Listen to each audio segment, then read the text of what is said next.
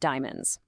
We think of them as the ultimate symbol of love, of commitment, of, well, forever. But what if I told you that everything you believe about that little sparkly stone is actually built on a carefully crafted lie? Let's peel back the layers on what might be the single most successful marketing campaign in all of history. So let's just jump right in with a quick pop quiz. First question, are diamonds one of the rarest materials on planet Earth? Okay, next up. Do you think that diamond ring you bought is going to hold its value? Maybe even go up like gold or a house? And finally, the big one. Is a diamond really that timeless, essential symbol of love that we've all been taught it is? Now, if you found yourself nodding yes to any of those questions, the story we're about to unpack is probably going to blow your mind. Because the story of the modern diamond, well, it's not a romance. It's actually, you could argue, the most successful and brilliant marketing scam in modern history. So how on earth did they pull it off? Well, it all starts with the first and biggest lie, creating this powerful illusion of scarcity. The entire diamond industry, the whole thing, is built on this one core belief: diamonds are rare. But the geological reality couldn't be more different. Diamonds are actually one of the more common gemstones out there, and they're found in absolutely massive quantities all over the world. So, if they're not rare, why in the world are they so expensive? Well, the answer isn't rarity, it's controlled supply. This is a classic move, straight out of Economics 101. If you can control how much of something gets onto the market, you control the price. It doesn't matter if you have a warehouse overflowing with the stuff, you just let a few out at a time to create the feeling of scarcity. And for the better part of 100 years, one company was the undisputed king of this control, a name you've probably heard, De Beers.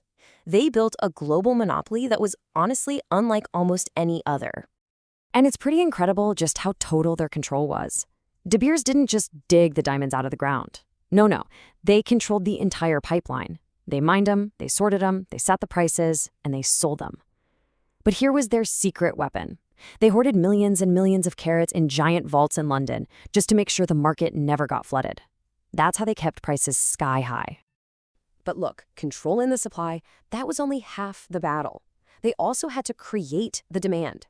And oh boy, did they figure that one out. They did it by basically weaponizing one of our most powerful emotions, love. This right here might just be the most brilliant piece of marketing of the entire 20th century. A diamond is forever. It wasn't just some catchy slogan. It was a psychological masterstroke that was designed to change the way we all behave, all across the world. I mean, just think about what that slogan did. It took a simple, common crystal made of carbon and fused it, hardwired it, into the public's mind with these huge, eternal ideas like love, loyalty, and even your social status. All of a sudden, proposing without a diamond just seemed, well, wrong. It became a totally non-negotiable part of the whole deal. And then came the knockout punch. De Beers' marketing machine just invented this rule that an engagement ring should cost 2 to 3 months of your salary. Now, let's be super clear. This wasn't based on some ancient tradition. It wasn't based on any economic logic. It was a number literally made up in a boardroom and then hammered into our heads through ads until it became fact. Pure genius. So they created the scarcity and they manufactured the demand. The next logical step? Convince people that this super expensive purchase was also a really wise financial decision. And that brings us to the second great lie, the investment trap.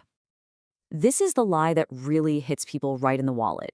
You're told a diamond is an investment, something that holds its value. But the truth? You go ahead and try to resell a diamond. The moment you walk out of that jewelry store, its value just plummets. I mean, it can drop by 50% or more instantly. It's one of the worst retail purchases you can make in terms of resale value. And this happens because diamonds operate in what's called a trap market. Think of it like a one-way street for your money. It is incredibly easy to buy in at that high marked up retail price, but there's pretty much no established market for regular people like us to sell them back at anything close to what we paid. The value only flows in one direction, to the seller. But as shady as all the financial manipulation is, it's not even the darkest part of this story.